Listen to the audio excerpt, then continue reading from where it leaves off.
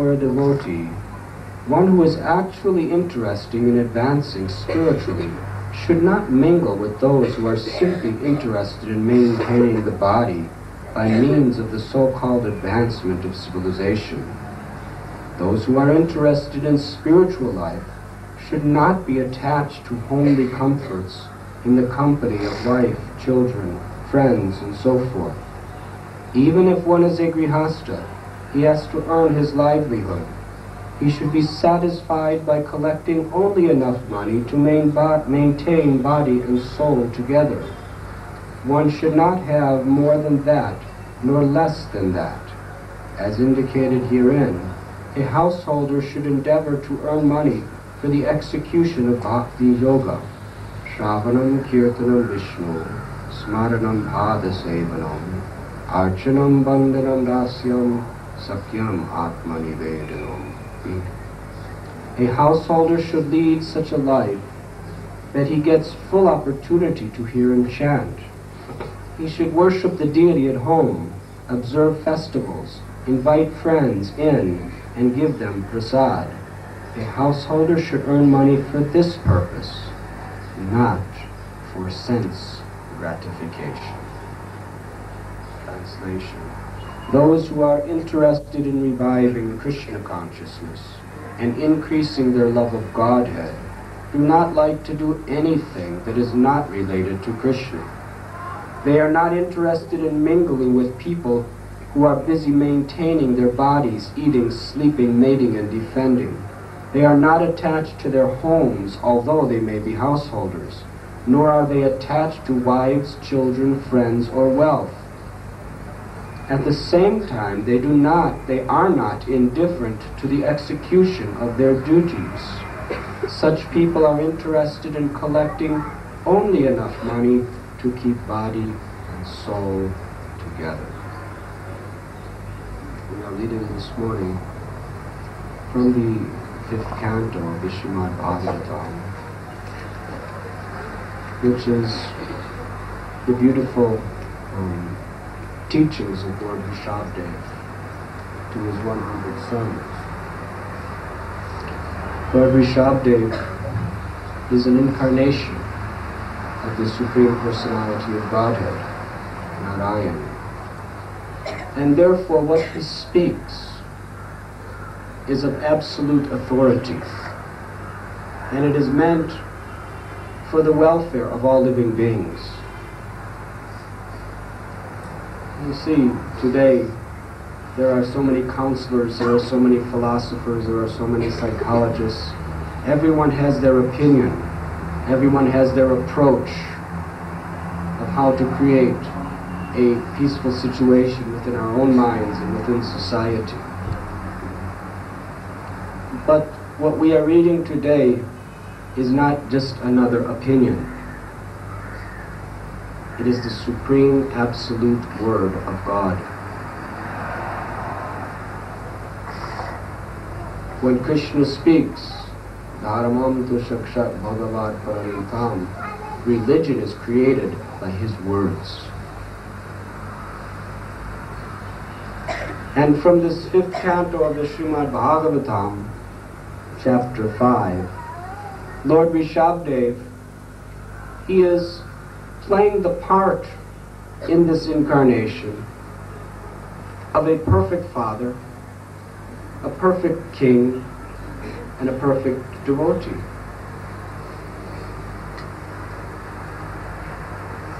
He is the son of Maharaj Navin. He ruled the citizens for a long, long period of time, very perfectly according to religious principles. You see, it is the duty of a king to guide all the kingdom back to the lotus feet of Sri Krishna. If a king is not doing that, according to the Shastra, he is sinful. Guruna sasyat swajajina sasyat pitana sasyaj jananina sasyat. The Supreme Lord Rishabhdev says in this chapter that one has no right to be a guru, to be a parent, a mother or a father, to be a king or a teacher, unless one can show the way to his dependent by which he never has to take birth in this material world again. To take a responsibility without assuming that responsibility, to take the position without the service, is sinful. In every varna, in every ashram, there is a particular position, there are particular facilities and conveniences that one gains from that position, but there is also a grave responsibility that is required in that position. Unfortunately today, people want the conveniences of the position, but they are not willing to accept the responsibilities. It is the responsibility of a guru, of a king, of a parent, or of a teacher, that if you have any dependent, you must live your life in such a way that they never have to take birth again in this material world. And if you do not do that, you are sinful. You are committing a great offense. Although you may consider yourself very pious, I do not hurt anybody. This is the modern philosophy.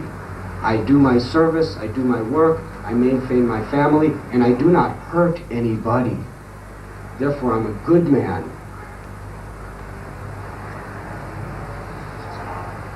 This is your opinion.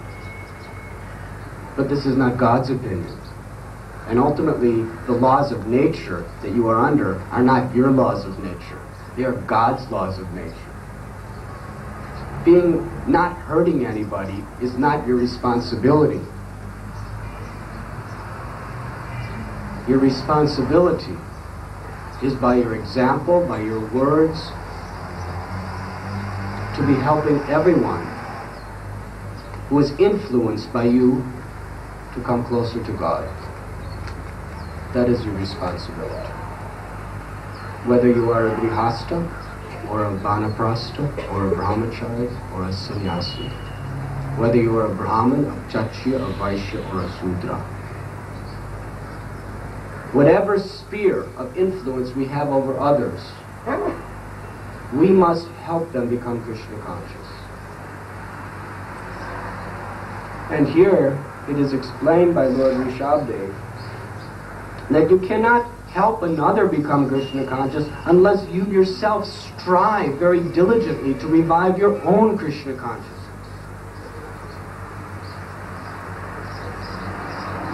Now Rishabdev himself, he was a noble king, and he organized his entire kingdom with one thing in mind always, to bring people closer to the lotus feet of Sri Hari. That's all. And because he did like that, there was no poverty, there was no disease, because everyone was living in harmony with the laws of nature and the laws of God.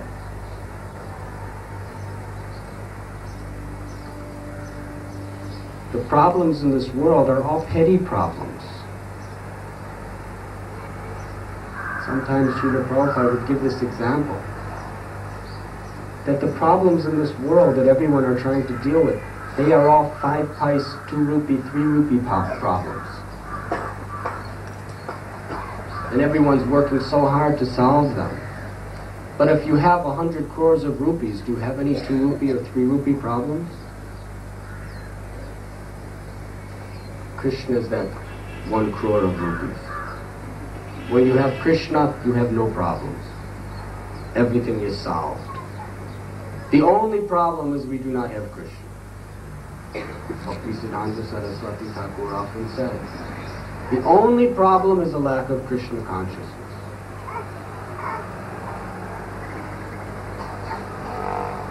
Rishabdev, after revealing to the world the most prosperous, most joyful possible community, because everything was centered in love and devotion to Krishna, and he was sacrificing his life for Krishna's service, to help others. he also wanted to show the example that you should not be attached to any of these things either. There's a verse in the Bhagavatam explaining that even when you're using everything in Krishna's service, you should never be attached to those things either. And you should never take what you gain through your service to Krishna and use it for your own sense gratification.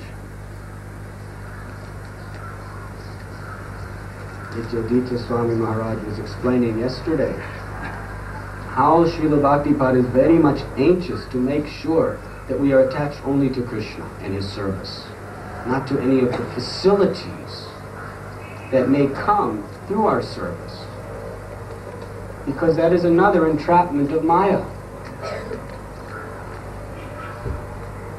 We should simply be attached to Krishna's service, whatever way he wants us to serve. In this consciousness, there's no question of gaining or losing. You have everything. You have Krishna. So Rishabdev, when it came the time, his eldest son, Bharat, and his other 99 children, when they were all grown up, he decided, now I should go into the forest and become a vanaprastha, just to show the example to everyone. And he instructed his sons how to rule the kingdom. And this is his instructions. Now, what do we find as his instructions? Is he telling them how the taxation should be performed every day?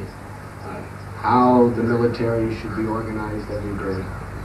All of his instructions to his sons are how to become Krishna conscious, knowing that if they do that, everything else will automatically be revealed by Krishna.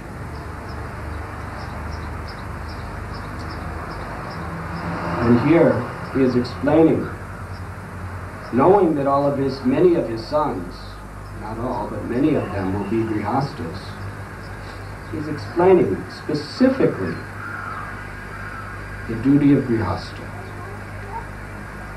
and the duty of everyone who is in this ashram for all time to come. He says that those who are interested in reviving Krishna consciousness and increasing their love of Godhead do not like to do anything that is not related to Krishna.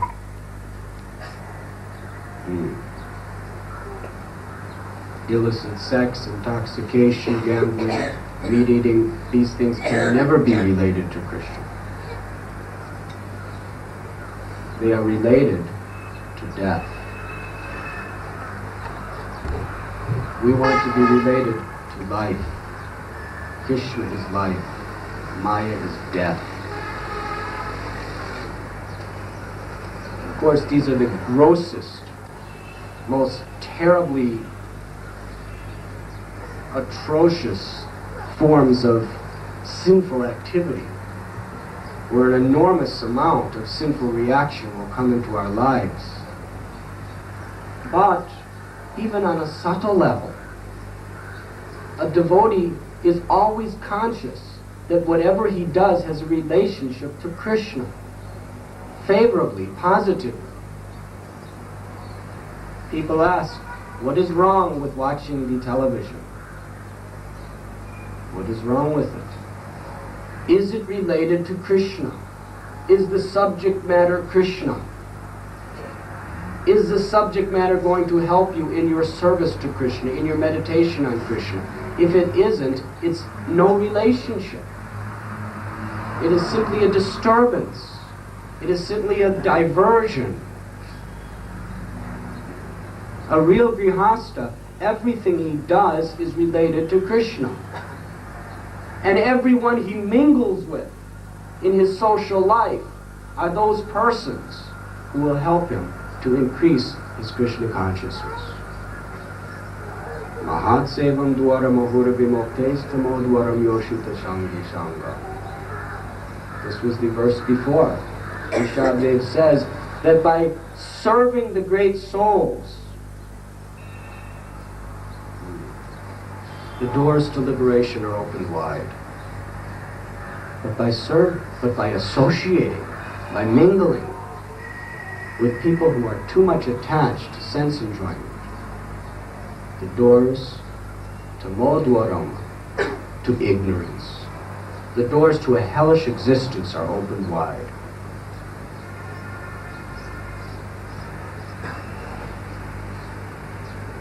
And Rishabdev goes on and he explains that such householders, they will never associate with people who are simply pounds, shillings, pence for their own sense enjoyment.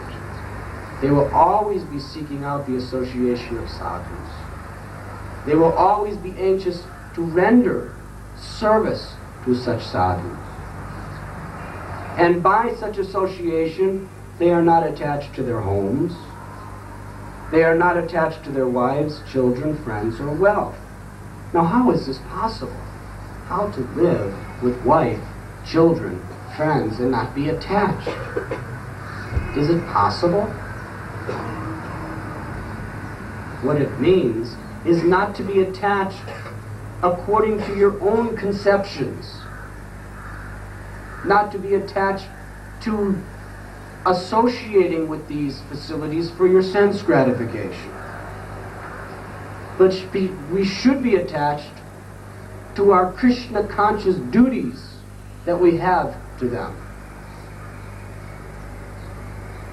Then actual love grows between us. People think if a householder is not attached to his wives, children, and friends, then he's hard-hearted. There's no love. And bhakti means to love. Factually, if he is attached to them on the material platform, there's no question of love ever coming between them. It is simply mutual exploitation and kama, or lust, in grosser, subtle manifestations. That's all. But when we become attached to the service that Krishna has given us in those relationships, and we agree on that principle of keeping Krishna in the center, then actual love of God and love for each other, real love, takes place. This philosophy does not make you hard-hearted. Material attachment makes you hard-hearted. Spiritual responsibility makes your heart very soft, very pure, full of love.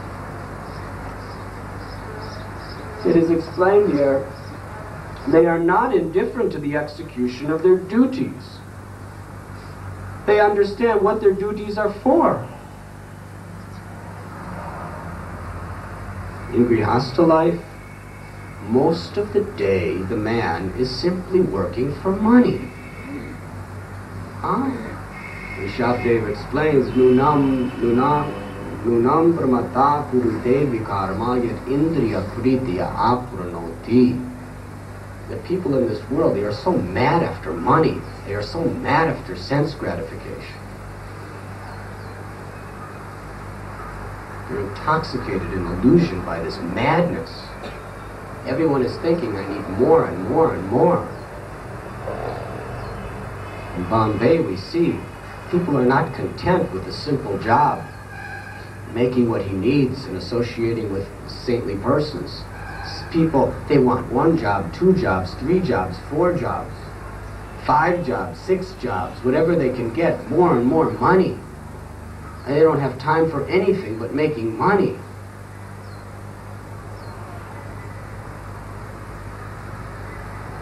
This is called mudha.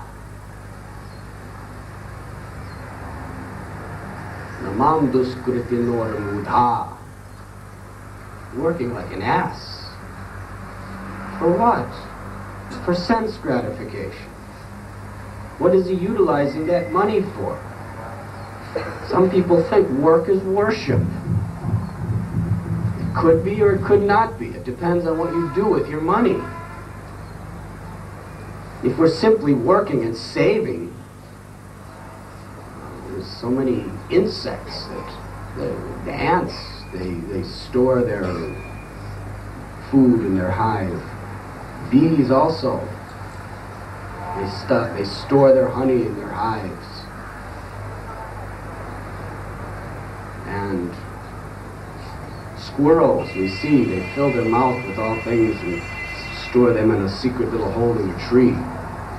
What is the difference between that and investing your money in stocks or in the bank? There's no difference. This is animal nature. Just making an investment knowing that it's secure and it's going to be there. But nothing is secure. In this world, why are we doing it? People say, well, I'm working very hard, but I'm not using my money for sinful activities, so therefore work is worship. But if you're not using your money for Krishna service, it's sinful. It doesn't matter what else you do with it. It belongs to Him. What right do you have storing it in a tree? Now they're big, sophisticated trees. State Bank of India, Standard Chartered Bank of India. In America we have the Chase Manhattan tree. They're all trees. That's all. They're actually perverted reflections of trees. Because trees are natural.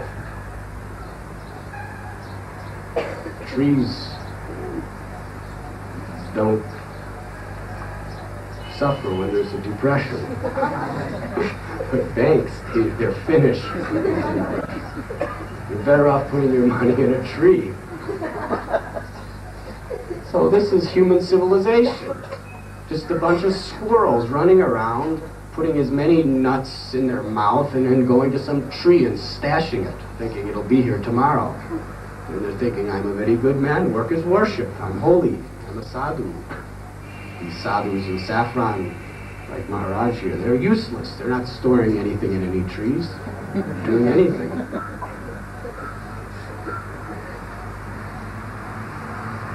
This is the mentality. This is squirrel life. Of course, Rishabdev is I'm a little more sympathetic toward you than Rishabdev. I'm comparing you to squirrels. But in the first verse of this chapter, he says, Nayam deho deha bhajanda loke kastan kamaniyar hari vidbhujante. He says you are dogs and hogs that eat stool.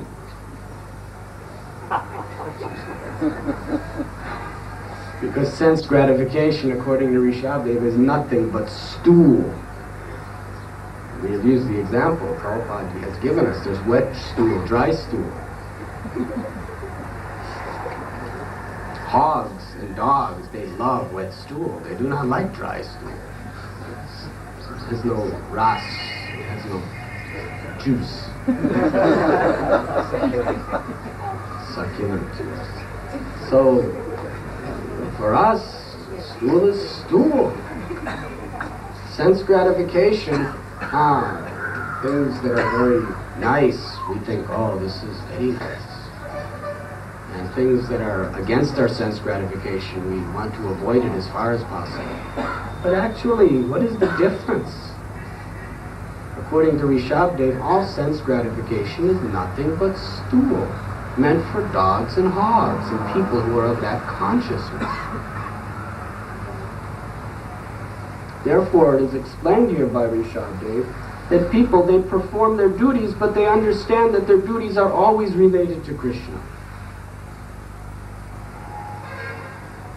And he explains in this verse. Now you may say, listen, this sannyasi, he's preaching to me all about renunciation. I'm not preaching. Rishabdev is preaching. He happens to be a grihasta, like you. But he happens to be the Supreme Personality of Godhead, not like you. Therefore, you must obey him. I must obey him also. We all must obey him. Otherwise, our lives are wasted. Such people are interested in collecting only enough money to keep the body and soul together.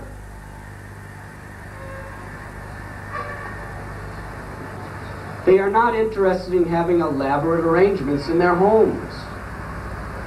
They're not interested in having elaborate savings. They're interested in living a simple life, and whatever is beyond the simple necessities of life should be utilized, as Prabhupada explained, for the service of Krishna. He says, a householder should endeavor to earn money